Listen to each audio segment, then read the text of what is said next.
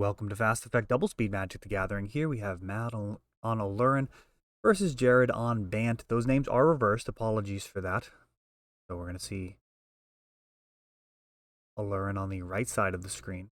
And it has picked up a new card recently. We've seen Acerak, the Arclich, already been very impressive. Now, what you're really going to see out of him is to kind of ignore the stat lines. It's really about delving into the dungeon. Or what is it actually called?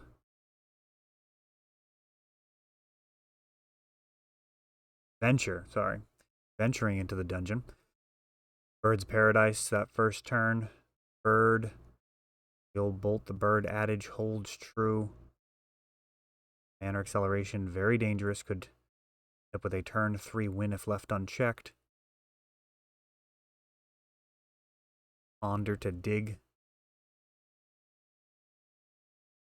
But with Aluren,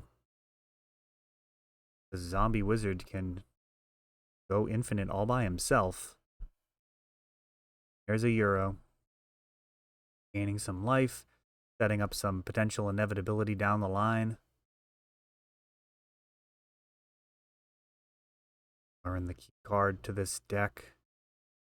Obviously, that is the namesake. Play all of these cheap creatures for free at instant speed.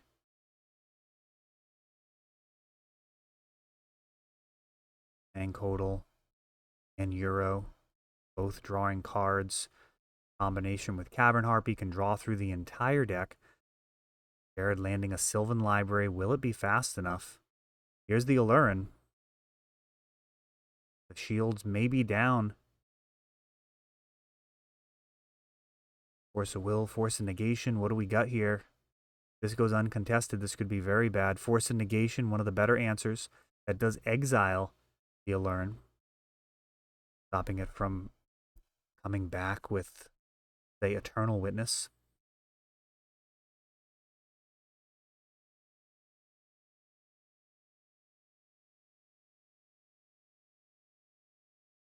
How many Eternal Witnesses are even played? It might be 0. Eternal Witness very strong. Once you have the Aluren out, draw out a must counter card like Acerak. And if they counter it, you can play the Eternal Witness to get it back. Play it again. And here, not ideal. Let's take a look and see if we can spot the dungeon. Do I even have that in the... I do not.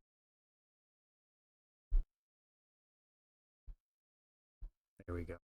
Doing these edits live. Fun challenge. So the Lost Mine of Phandelver. Gonna scry 1. Then be able to make a body or a treasure token. From there, probably get a +1 counter and then draw a card. This is used repeatedly.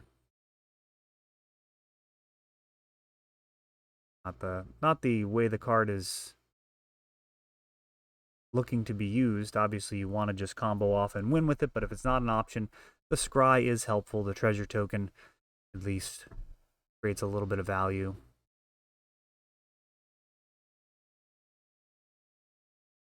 Unlikely that the 1/1 Goblin's going to be better than a treasure token given what this deck is trying to do, especially if you find cantrips into more cantrips, or even just Ice Fangs and Euros.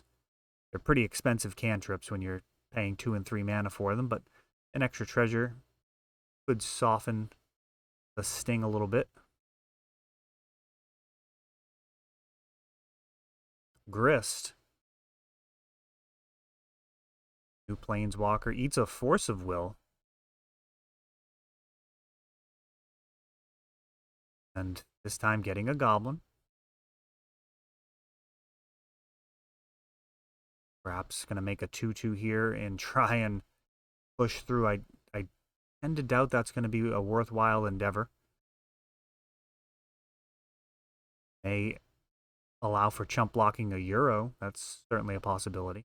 We have Brainstorm now, a very dangerous card when you're drawing towards a literal game winner like Aluren. Fetching after the Brainstorm. Best combo in the game. Zombie Wizard looking to get cast. No, we got Euro. Escaping.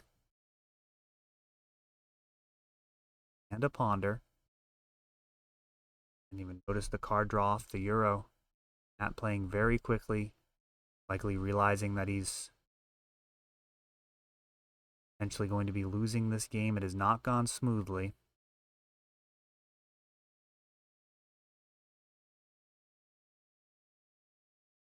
At Caracas, bad news for Euro.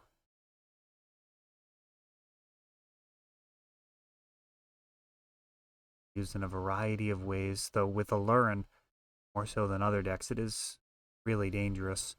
At the very least, it means that there's no way it actually represents lethal to Jared. So the extra cards drawn would be more dangerous than the 6 life loss with each swing. Make up literal infinite. Bouncing the Euro. That's probably totally fine with that. Wants to get some cards. Oh, and here's the Aluren. This is going to be a wrap.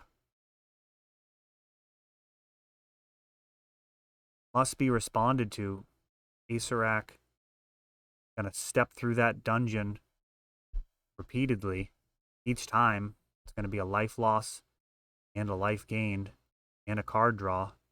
Going to go through 17 times, draw 17 cards, get 17 treasures.